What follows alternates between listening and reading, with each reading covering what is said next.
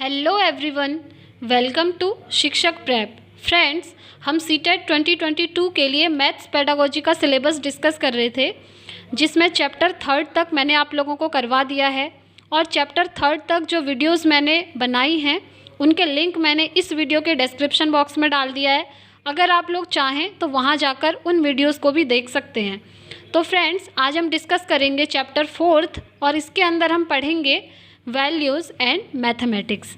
इसका मतलब है कि मैथमेटिक्स के थ्रू बच्चों में वैल्यूज़ कैसे डेवलप की जा सकती हैं, मूल्य कैसे विकसित किए जा सकते हैं, ये हम इस चैप्टर में पढ़ेंगे। और फ्रेंड्स, इससे पहले मैंने हिंदी पेडागोजी का पूरा सिलेबस डिस्कस किया हुआ है। अगर आप लोगों ने अभी तक हिंदी पेडागोजी की पूरी प्लेलिस्ट नहीं देखी है तो प्लीज़ देखिए, उनका लिंक मैंने इस वीडियो के डिस्क्रिप्शन बॉक्स में डाला हुआ है।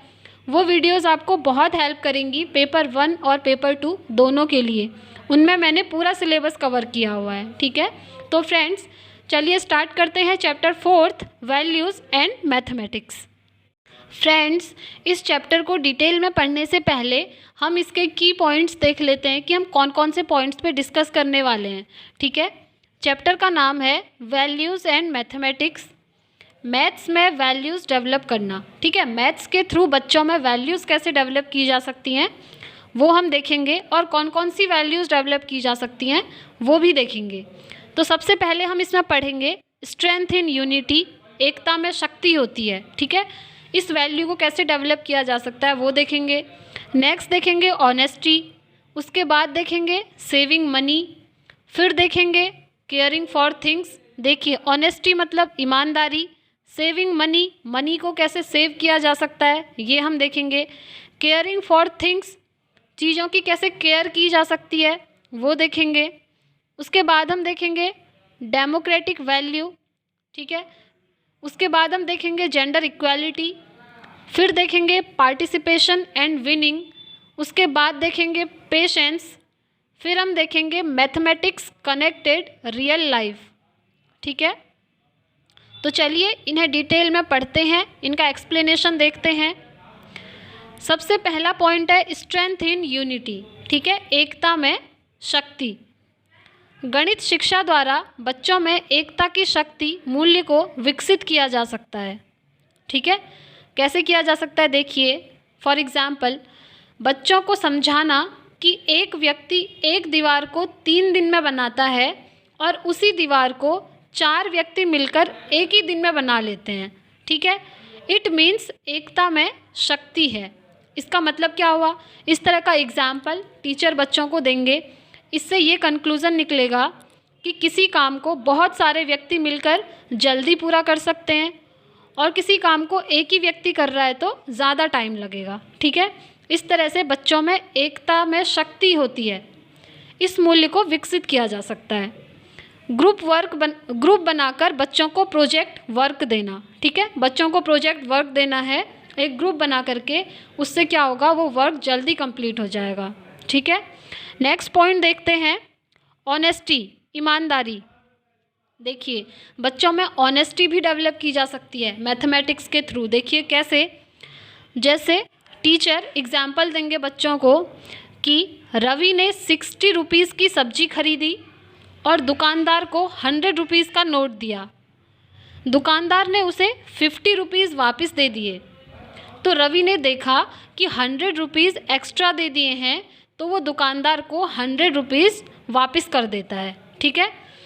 इस तरह के रुपीज़ से संबंधित प्रश्न करवाते हुए शिक्षक बच्चों में ईमानदारी विकसित कर सकते हैं, ठीक है।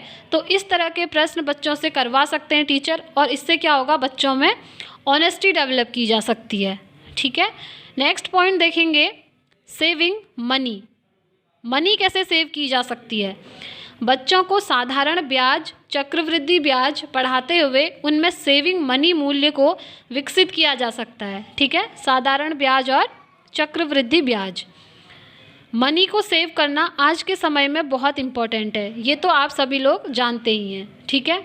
नेक्स्ट पॉइंट देखेंगे केयरिंग फॉर थिंग्स, चीज़ों को संभालना, चीज़ों की केयर कैसे की जा सकती है। देखिए, गणित के माध्यम से बच्चों को सामान की केयर करना सिखा सकते हैं। कैसे, फॉर एग्जाम्पल टीचर बच्चों से कहेंगे 6 एप्पल हैं, 5 दिन बाद 3 एप्पल खराब हो गए। तो बच्चों से पूछेंगे कि कितने एप्पल ठीक बचे हैं। तो बच्चे आंसर करेंगे कि 3 एप्पल ठीक बचे हैं। ठीक है, इसके साथ साथ बच्चों को बताएंगे कि 3 एप्पल खराब कैसे हो गए। कैसे हो गए? क्योंकि उनकी केयर नहीं की गई, उन्हें फ्रीज में नहीं रखा गया। ठीक है, तो इस तरह के एग्जाम्पल दे करके बच्चों में इस मूल्य को भी विकसित किया जा सकता है। अब नेक्स्ट देखेंगे डेमोक्रेटिक वैल्यू, लोकतांत्रिक मूल्य। टीचर बच्चों से पूछेंगे, फॉर एग्जाम्पल बच्चों से पूछा कि स्क्वायर की चारों भुजाएं बराबर होती हैं। अगर चारों भुजाएं बराबर नहीं होंगी बट सभी कोण 90 डिग्री ही रहेंगे तो वो क्या बन जाएगा। ठीक है, तो बच्चे अपनी अपनी राय व्यक्त करेंगे। देखिए, ये ऐसा क्वेश्चन है जिसमें हर बच्चा अलग अलग आंसर करेगा। ठीक है, सब एक जैसा आंसर करेंगे ये ज़रूरी नहीं है। तो इससे क्या होता है कि हर बच्चे को बोलने का मौका मिलेगा, तो हर व्यक्ति को बोलने का अधिकार है, ये बच्चे में डेवलप किया जा सकता है इस तरह के क्वेश्चन करके। ठीक है, नेक्स्ट देखेंगे जेंडर इक्वालिटी, इसे हिंदी में बोलेंगे लिंग समानता। ठीक है, एग्जाम्पल डॉक्टर मेल या फीमेल कोई भी बन सकता है और घर का काम भी मेल या फीमेल कोई भी कर सकते हैं। ठीक है, तो बच्चों के दिमाग में जेंडर इक्वालिटी डालनी है। ठीक है, आजकल क्या होता है आपने भी देखा होगा, बच्चों की जो बुक्स होती हैं ना उनमें जेंडर इक्वालिटी नहीं दिखाई जाती है। बच्चों की बुक्स में जैसे कोई स्टोरी होती है, उस स्टोरी से रिलेटेड अगर कोई पिक्चर बनी हुई है तो वहाँ पर क्या होता है, लड़का दिखाया जाता है ऑफिस में बैठा हुआ और लड़की दिखाई जाती है झाड़ू पकड़ी हुई घर का काम करते हुए रसोई घर में। इस टाइप की पिक्चर्स डाली गई हैं। तो इससे क्या होता है, जेंडर इक्वालिटी तो कहीं से कहीं तक नहीं दिख रही है ना, तो ये बहुत गलत है। बच्चों के दिमाग में जेंडर इक्वालिटी डालना बहुत ज़रूरी है। ठीक है, तो ये पॉइंट हर जगह इम्पॉर्टेंट है। ये चाइल्ड डेवलपमेंट एंड पेडागोजी आप पढ़िए या फिर किसी भी सब्जेक्ट की पेडागोजी पढ़िए, इस टॉपिक से हमेशा सीटेट में क्वेश्चन आता है। ठीक है, और ये normal day to day life में भी ये यूज़फुल है। ठीक है, क्योंकि ये ज़रूरी नहीं है कि लड़का और लड़की अलग अलग काम करने के लिए बने हैं, ये ज़रूरी नहीं है। जो काम लड़का कर सकता है वो काम लड़की भी कर सकती है, ये हर किसी को एक्सेप्ट करना होगा आज के टाइम पे। ठीक है, तो नेक्स्ट देखेंगे हम next point, participation and winning. बच्चों को समझाना कि किसी भी कंपटीशन में winning is not as important, participation is important. ठीक है, क्या होता है कि स्कूल में कुछ ऐसे फंक्शंस होते हैं, कुछ ऐसे गेम्स करवाए जाते हैं जहाँ पर जो बच्चे जीतते हैं उन्हें प्राइज़ दिया जाता है ना। तो बच्चों को सबसे पहले ये समझाना है कि कोई भी कंपटीशन हो रहा है उसमें पार्टिसिपेट करना सबसे ज़्यादा इम्पॉर्टेंट है, विनिंग से भी ज़्यादा इम्पॉर्टेंट। उस कंपटीशन में जीतने से ज़्यादा इम्पॉर्टेंट है उस कंपटीशन में पार्टिसिपेट करना। ठीक है, participation is important for learning, और लर्निंग के लिए भी पार्टिसिपेशन बहुत इम्पॉर्टेंट है। देखिए, इस तरह के प्रश्न गणित में करवाना जिसमें बच्चे पार्टिसिपेट करें। ठीक है, जो बच्चे जीतते नहीं हैं उन्हें पार्टिसिपेशन के लिए पुनर्बलन दिया जाए। ठीक है, ऐसे कंपटीशन टीचर ने करवाने हैं मैथमेटिक्स में जिसमें सारे बच्चे पार्टिसिपेट कर सकें। ठीक है, और जो बच्चे जीत रहे हैं उस कंपटीशन को उन्हें प्राइज़ देना है, ओके। बट जो बच्चे नहीं जीत पा रहे हैं बट एटलीस्ट वो पार्टिसिपेट तो कर रहे हैं ना, तो उन्होंने पार्टिसिपेट किया, इसके लिए उन्हें पुनर्बलन देना चाहिए। पुनर्बलन क्या होता है? रीइंफोर्समेंट, मतलब कि बच्चों से ये कहना कि बच्चों कोई बात नहीं, आप लोग जीते नहीं बट एटलीस्ट आपने पार्टिसिपेट तो किया है, ये बहुत अच्छी बात है। उन्हें इस तरह से अप्रिशिएट करना है। ठीक है, पुनर्बलन देना है। इससे क्या होगा, नेक्स्ट टाइम भी बच्चा उस कंपटीशन में पार्टिसिपेट करेगा और चाहेगा कि मैं जीत सकूं। ठीक है, तो इस तरह के कंपटीशन मैथ्स टीचर ने करवाने हैं। नेक्स्ट पॉइंट हम देखेंगे पेशेंस। जैसे किसी एक प्रश्न के सही सल्यूशन के लिए 3-4 बार भी प्रैक्टिस करनी पड़ सकती है, ये बच्चों को समझाना। देखिए, बच्चों को ये समझाना ज़रूरी है कि ज़रूरी नहीं है आपने कोई क्वेश्चन सॉल्व किया और वो सही हो जाए फर्स्ट टाइम में ही। ठीक है, हो सकता है आप ट्राई करो, 2 बार करो, 3 बार करो, हो सकता है वो सही ना हो, बट एक बार ऐसा टाइम आएगा जब वो बिल्कुल सही हो जाएगा आपसे। तो बच्चों के अंदर पेशेंस डेवलप करना है, ठीक है। इस तरह बच्चों को समझाया जा सकता है कि पेशेंस रखना ज़रूरी है। नेक्स्ट पॉइंट देखेंगे, इंटरडिसिप्लिनरी इंस्ट्रक्शन। इसे हिंदी में कहते हैं अंतर विषयी अनुदेशन। गणित भी अन्य विषयों के साथ जोड़कर पढ़ाई जाती है, ठीक है। जैसे गणित पढ़ाने के लिए भी लैंग्वेज डेवलपमेंट ज़रूरी है, ठीक है। जब बच्चों को गणित पढ़ा रहे हैं, ज़रूरी नहीं है कि गणित एक सिंगल सब्जेक्ट के रूप में पढ़ाई जाए। गणित को अदर सब्जेक्ट के साथ कोरिलेट करके भी पढ़ा सकते हैं, साइंस के साथ कोरिलेट करके पढ़ा सकते हैं, ठीक है।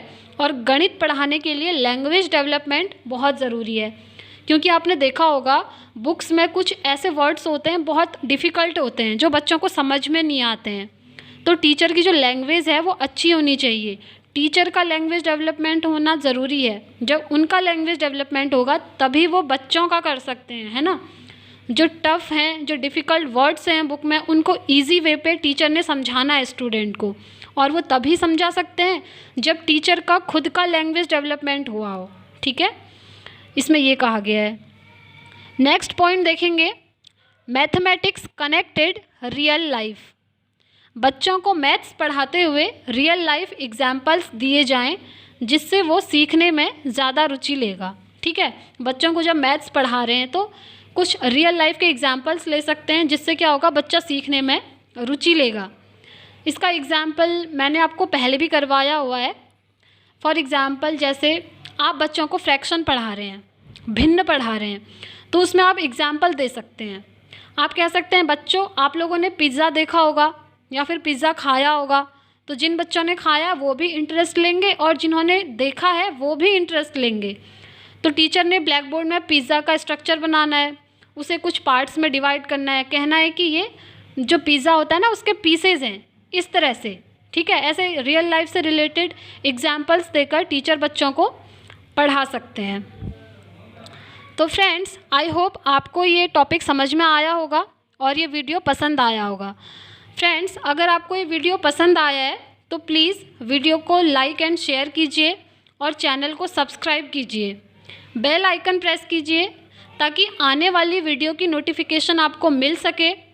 और फ्रेंड्स, अगर आप लोग चाहें तो मुझे टेलीग्राम एंड फेसबुक पर भी ज्वाइन कर सकते हैं, उनके लिंक भी मैंने इस वीडियो के डिस्क्रिप्शन बॉक्स में डाले हुए हैं। तो मिलते हैं नेक्स्ट वीडियो में नेक्स्ट चैप्टर के साथ। तब तक के लिए thank you, bye bye, take care, all the very best.